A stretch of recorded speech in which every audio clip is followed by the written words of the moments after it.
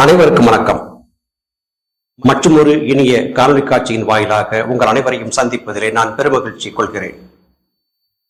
யோக சாதன பயிற்சியிலே ஈடுபடக்கூடியவர்கள் ஜீவசக்தியாகிய வாயுவை பற்றியும் ஜீவனை பற்றியும் சரியான புரிதலோடு இருக்க வேண்டியது அவசியமாகிறது. நாம் பல பதிவுகளிலே இதை பற்றி பேசியிருக்கிறோம். ஜீவன் என்பது ஒரு நெருப்பு புள்ளியாக இருக்கிறது. அந்த நெருப்பு புள்ளியிலே இருந்து வெளிப்பட்டு வந்த வெப்ப அலையாக ஜீவசக்தியாகிய வாயு என்பது இருக்கிறது. நாசி வழி உள்ளும் வெளியும் சென்று வந்து கொண்டிருக்கக்கூடிய காற்று அவானன், உள்ளே இருந்து நம்மை இயக்கிக் கொண்டிருக்கக்கூடிய ஜீவசக்தியாகிய வாயு என்பதுதான் பிராணன். இதை சரியாக புரிந்திருக்க வேண்டும். பிராணனை கொண்டுதான் அவானன் உள் செல்வதும் வெளியே வருவதுமான இயக்கம் நடைபெற்றுக் கொண்டிருக்கிறது. ஜீவசக்தியாகிய வாயுவை சரியாக புரிந்திருந்தால் மாத்திரமே யோக சாதன பயிற்சியிலே நாம் வெற்றி காண முடியும். இந்த ஜீவசக்தியாகிய வாயு என்பது உடல் முழுவதும் 77,000 நாடிகளிலே சஞ்சரிக்கிறது. பூர்வ மத்தியம் அல்லது சுழுமுனை என்று அழைக்கப்பட்ட இடத்திற்கு வந்து அங்கிருந்து சந்திரகளை சூரியகளை என்கிற இரண்டாக பிரிந்து மறுபடியும் 36 ஆயிரங்களாக இரு பக்கங்களிலும் உடலிலே பரவுகிறது. இதுவே உடல் இயக்கத்திற்கு காரணமாகிறது. இப்படி 77,000 நாடிகளிலே சஞ்சரிக்கக்கூடிய இந்த ஜீவசக்தியாகிய வாயுவை 3 நாடிகளிலே கண்டுபிடிக்கும்படியாக சித்தர்கள் கண்டறிந்தார்கள். வழி, அழல், ஐயம், காற்று, நெருப்பு, நீர் அல்லது வாதம், பித்தம், கபம் என்கிற 3ஆக இதை பிரித்து பார்த்தார்கள். 2 கைகளிலும் இந்த 3ஐயும் பிரித்து பார்க்கும் போது வலது கையிலே முதலாவாக தென்படக்கூடிய வாத நாடி துவர்ப்புச் சுவையையும், இடது கையிலே தென்படக்கூடிய வாத நாடி புளிப்புச் சுவையையும் குறிக்கும் என்று சொன்னார்கள். வாத நாடி என்பது துவர்ப்பு, புளிப்பு இந்த இரண்டும் சேர்ந்ததாக இருக்கிறது. அடுத்தபடியாக பித்த நாடி என்பது வலது கையிலே உப்புச்சுவையையும் இடது கையிலே கசப்புச்சுவையையும் குறிக்கிறது. உப்புச்சுவை, கசப்புச்சுவை ஆகிய இந்த இரண்டும் பித்தத்தை குறிக்கின்றன.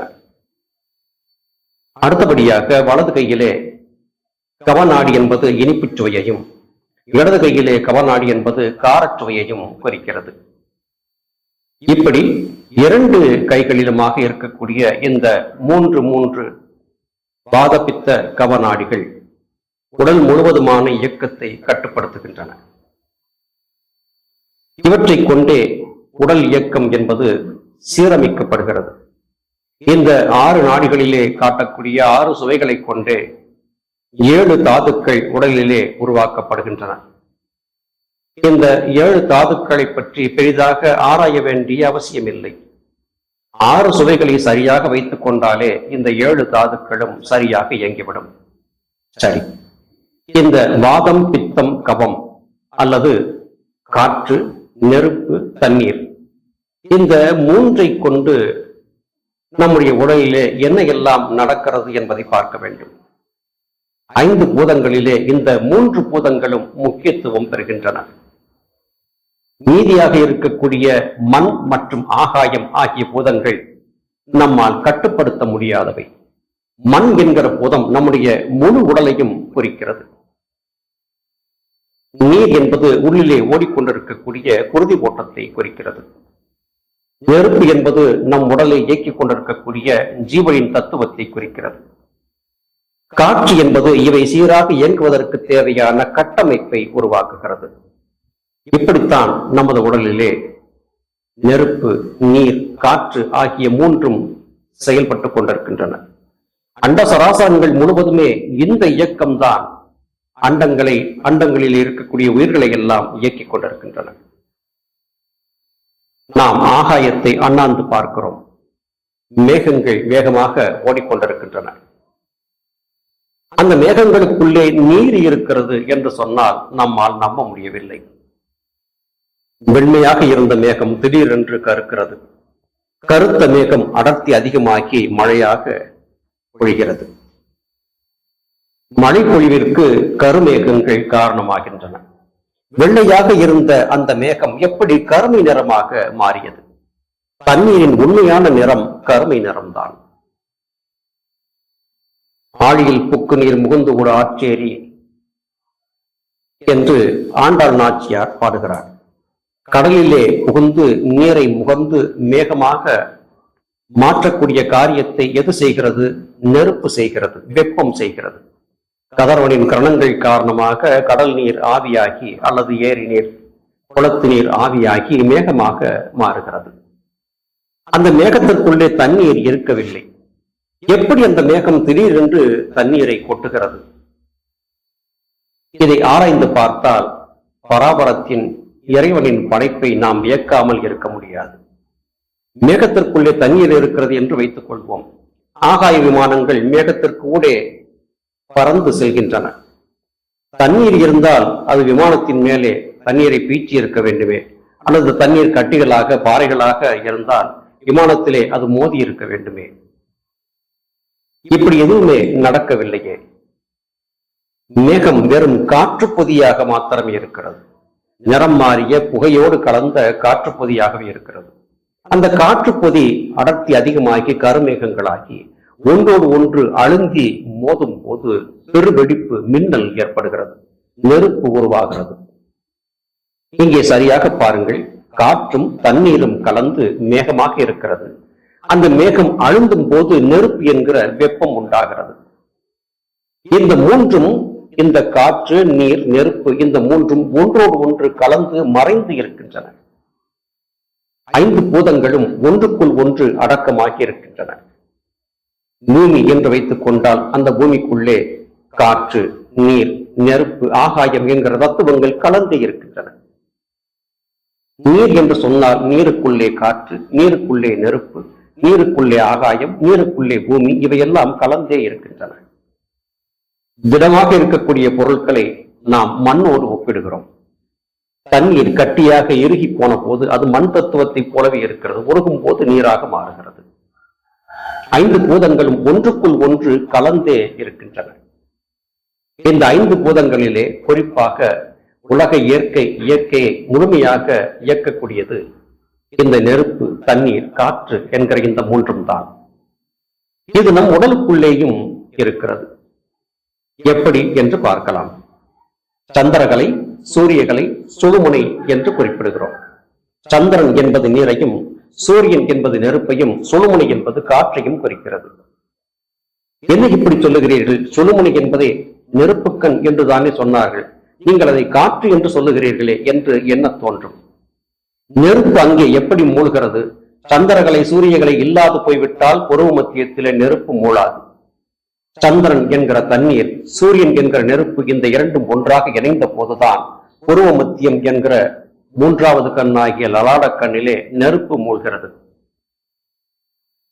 இதை விளக்குவதற்காகவே நாம் முன்பு சொன்னோம், கடல் நீர் ஆவியாகி மேகமாகி காற்றாக தண்ணீரும் காற்றும் கலந்த கலவையாக இருந்த போது அவற்றுக்குள்ளே அழுத்தம் ஏற்பட்டு நெருப்பு மூண்டது என்பதை சொன்னோம். நாம் சுவாசிக்கிற காற்று இயல்பான காற்றாகவே இருக்கிறது. அந்த காற்றுக்குள்ளே தண்ணீரும் காற்றுக்குள்ளே நெருப்பும் இருப்பது அதிசயம் தானே. வலது நாசி வழியாக செல்லக்கூடிய காற்றிலே நெருப்பு தத்துவம் இருக்கிறது, இடது நாசி வழியாக செல்லக்கூடிய காற்றிலே நீர் தத்துவம் இருக்கிறது. நீர் தத்துவம், நெருப்பு தத்துவம் ஆகிய இந்த இரண்டும் சாதாரணமாக பார்க்கும் போது வெறும் காற்றாக மாத்திரமே இருக்கிறது. புருவ மத்தியம் என்று அழைக்கப்பட்ட இடத்திலே இந்த இரண்டும் இணைந்து அழுந்தி சுழலும் போது நெருப்பு தத்துவம் பெரிதாக வெடிக்கிறது. அதாவது தன்னை மறைத்திருந்த நெருப்பு தத்துவம் புருவ மத்தியத்திலே வெளிப்பட்டு வருகிறது, பிரகாசமாக வருகிறது. இந்த பிரகாசத்தை கொண்டுதான் கண்கள் பார்க்கின்றன, காதுகள் கேட்கின்றன, நாசி மனங்களை நுகர்கிறது, சருமம் தன்னை சுற்றி இருப்பதை உணர்கிறது, நாவு ருசிக்கிறது. இவை எல்லாமே நடக்கிறது. இவை சரியாக நடக்க வேண்டும் என்றால் சந்திரகலை, சூரியகலையின் மோதல், சேர்க்கை என்பது புருவ மத்தியத்திலே நடந்தே ஆக வேண்டும். புருவ மத்தியத்திலே ஏற்படக்கூடிய அந்த சின்ன சின்ன வெப்ப அலைகள் காரணமாகவே உடல் இயக்கம் முழுவதும் நடந்து கொண்டிருக்கிறது. ஒருவர் இறந்து விட்டார் என்று வைத்துக் கொண்டால் சந்திரகலை, சூரியகலை இயக்கம் இல்லாது போகிறது. இந்த இரண்டும் இயங்காத காரணத்தால் வெப்பம், வெளிச்சம் என்பது இல்லாது போகிறது. வெளிச்சம் இல்லாது போன காரணத்தால் புலன்களால் உலகை பார்க்க முடியாமல் போகிறது. மரணித்து விட்ட ஒருவர் உடலிலே கண்கள் இருக்கின்றன, காதுகள் இருக்கின்றன, நாசி இருக்கிறது, வாய் இருக்கிறது, சருமம் இருக்கிறது, எல்லாமே இருக்கிறது. ஆனால் எந்த விதமான இயக்கமும் இல்லாமல் போகிறது என்றால் இதுவரையிலும் பார்த்தது கண்களா, கேட்டது காதுகளா, சுவைத்தது வாயா, நுகர்ந்தது நாசியா, தொட்டறிந்தது சருமம் தானா என்று பார்த்தால் இல்லை என்பதே சித்தர்கள் சொல்லக்கூடிய பதிலாக இருக்கிறது. இத்தனையும் செய்து கொண்டிருந்தது உள்ளே இருந்த வெப்பக்காற்றாகிய ஜீவசக்தியாகிய வாயு. ஜீவனிலிருந்து வெளிப்பட்டு வந்த ஜீவசக்தியாகிய வாயு மிகவும் மெல்லியது. அதன் அடர்த்தி அதிகரிக்கவும் அதை சரியாக இயக்கவும் கூடியதான காரியத்தை சந்திரகலை சூரியகலையின் சேர்க்கையின் காரணமாக உடல் தொடர்ந்து நிகழ்த்தி கொண்டே இருந்தது. சந்திரகலை சூரியகலை தான் இவற்றை நிகழ்த்தின என்றால் இப்போது மரணமடைந்த போது ஏன் இந்த சந்திர சூரிய கலைகள் இயங்கவில்லை என்று கேட்டால் இவற்றை இயக்கிய துருப்பு சீட்டாக்கிய ஆற்றல் என்பது ஜீவனிலிருந்து வெளிப்பட்டு வந்த ஜீவசக்தியாகிய வாயு. அந்த ஜீவசக்தியாகிய வாயு சக்தி குறைந்து போய்விட்டது. அது காரணமாக அந்த இயக்கம் நடக்காமல் போய்விட்டது. துருவ மத்தியம் என்று அழைக்கப்பட்ட இடத்திலே இருந்து சந்திர சூரியனாக ஜீவசக்தியாகிய வாயு பிரியும் அளவிற்கு ஆற்றல் இல்லாது போய்விட்டது. அது ஜீவனிலே சென்று ஒடுங்கி விடுகிறது. ஜீவன் தலைக்கு மேலே தனஞ்சயன் என்கிற வாயுவின் உதவியோடு வெளியேறி அண்டவெளியிலே கலந்து விடுகிறது. அண்டவெளியிலே கலந்து தெரிந்த ஜீவன் சிறிது காலத்திற்கு பிறகு மீண்டும் சக்தி ஏற்றப்பட்டு மறுபடியும் ஒரு கருவிலே நுழைந்து பிறப்பை எடுக்கிறது. இங்கே இந்த மூன்றும் தான் உடல் இயக்கத்திற்கு காரணமாக இருக்கின்றன என்பது மறுபடியும் ஒரு முறை நிறுவப்படுகிறது. சந்திரன் என்கிற நீர், சூரியன் என்கிற நெருப்பு, இந்த இரண்டும் இணைந்த போது உருவாகிய வெப்பக்காற்று, இந்த மூன்றும் தான் உடல் இயக்குகின்றன. இது ஒரு முக்கோணமாகவே உருவாக்கி காட்டப்பட்டிருக்கிறது. இதைத்தான் சித்தர்கள் முக்கோண சக்கரத்தில் முளைந்து மெய்ஞானிக்கு ஷட்கோணம் எதுக்கடி குதம்பாய் என்று கேட்டதுவே. ஷட்கோணம் 6 கோணங்கள், 6 ஆதாரங்கள். இந்த ஜீவசக்தியாகிய வாயு முதுகுத்தண்டு வழியாகவே கீழே இறங்கி 77,000 நாடிகளாக சலிக்கிறது. கீழே இறங்கி வரக்கூடிய இந்த ஜீவசக்தியாகிய வாயுவை வெளிப்படுத்துவதற்காக 6 இடங்களிலே 6 சக்கரங்கள் உருவாக்கப்பட்டு சக்கரங்கள் சுழலும் வேகத்திலே விசிறியடிக்கப்பட்டு ஜீவசக்தியாகிய வாயு உடல் முழுவதும் பரவி செல்லுகிறது. இந்த தத்துவத்தை சரியாக புரிந்திருக்க வேண்டும். யோகிகள் என்ன செய்கிறார்கள்? சந்திரகலை சூரியகலை இயல்பாகவே இணைந்து உருவாக்கக்கூடிய அந்த பிரகாசத்தை, வெப்பத்தை கடினமான முயற்சியின் காரணமாக தன்முனைப்பாக வேகமாக அதிகரிக்கிறார்கள். இது காரணமாக வெப்பசக்தி அல்லது பிரகாசம் அதிகரிக்கப்படுகிறது. பிரகாசம் என்பது அதிகரிக்கும் போது இன்னமும் கூட அதிகமான விளக்கங்கள் தெரிகின்றன. இதை ஒரு எளிய உதாரணத்திலே விளக்கலாம். இரவிலே நாம் பார்க்கிறோம் மெல்லிய நட்சத்திரங்களின் வெளிச்சம், லேசான நிலவு வெளிச்சம், இவற்றுக்கிடையிலே கண்கள் முழுமையாக திறந்திருக்கின்றன. காட்சிகள் அங்கொன்றும் இங்கொன்றுமாக தெரிகின்றன. கதிரவன் உதயமாகிறது, பகல் பொழுது. கண்ணுக்கு எதிரே அனைத்து காட்சிகளும் தெளிவாக விரிகின்றன. பிரகாசம் அதிகரிக்க அதிகரிக்க காணும் காட்சிகளின் அளவு என்பதும் அதிகரிக்கும்.